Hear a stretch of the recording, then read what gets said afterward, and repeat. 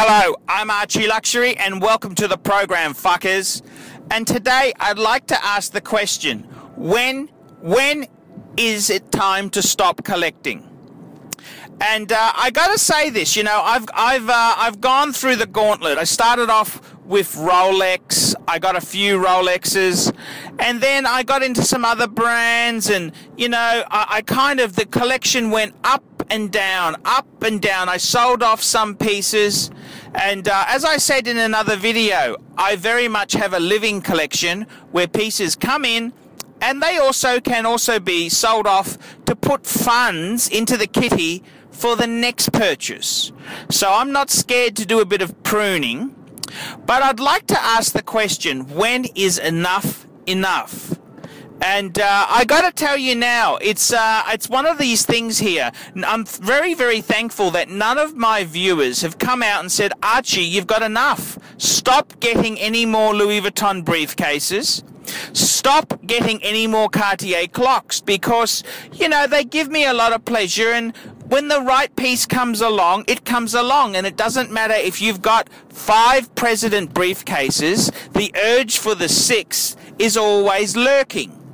And that brings me to the question, when is enough enough? And I just wanted to bring this topic up. When do you stop collecting? And I got to tell you the truth, I don't think I'll ever stop collecting. And although I don't collect just to have huge masses of things, I feel myself, you know, the urge for the next piece is what keeps us alive as humans. And when a man has enough watches, it's time to get inside the casket. He's dead. And this is a very interesting concept. When is enough enough? And many viewers out there would say, Archie, you've got enough already. You've got 5 spectacular watches. You've got heaps of Vuitton. You don't even have a full-time job, but you've got a briefcase for every day of the fucking week. And that's a fair comment. I certainly won't, I won't dismiss it. That is a fair comment. But when is enough enough? And I think, look, I really want to say this, that I think I get a lot of enjoyment out of the hunting down, the collecting, and then once I've enjoyed it, it's time, you know, you almost have a situation where you can move on. It's like after someone's died, you grieve and then you can heal. And I got to say, you know, with a lot of the luxury goods that I've owned in life, the biggest cure to grief after they've left my life is to buy more expensive luxury goods.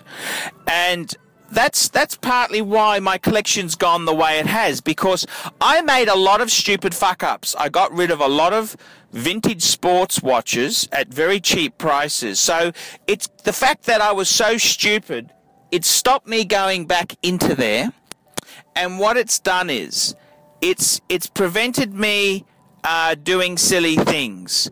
And the fact that I made mistakes, I've now decided, well, I'm not going to collect that line. I'm going to go into the best line, which is the Pateks, and you know, the other really amazing pieces. But I don't know whether I could go back there again. Like, for example, because I've gone into really top-end pieces, I don't think I could add a Cartier piece into the collection and justify it to myself morally, because the movement's not worthy, unless it was a completely fuck-off sort of Cartier. And the only Cartier that would do that is a Cartier Tourneau, and I've actually owned 2 of them in the past, an 18-carat Cartier Tourneau watch. But I've got to say this to the audience there. The fact that, you know, I've made mistakes in the past. I've sold stupid things off. That's killed off. I don't want to go back there, because it would make me realize what a moron I was to sell some of these sports watches off. Like I had an Omega Seamaster 300, one of the vintage ones. And I sold it off well, I thought it was good money, but obviously I was stupid. But this is the thing. That's kind of, I've left that sort of genre of collecting. I'd not to go back there again, because I couldn't go back there. I probably couldn't own the pieces that I had in the past without pumping a lot of money in, and that would mean acknowledging that I was really, really silly to do that. And that's why I've gone into the finer things like the Pateks, the Louis Vuitton hard case.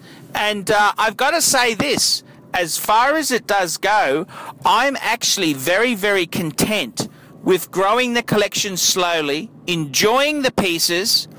And I suppose, you know, the only way I could exit gracefully is to get something like a 3970 down the track.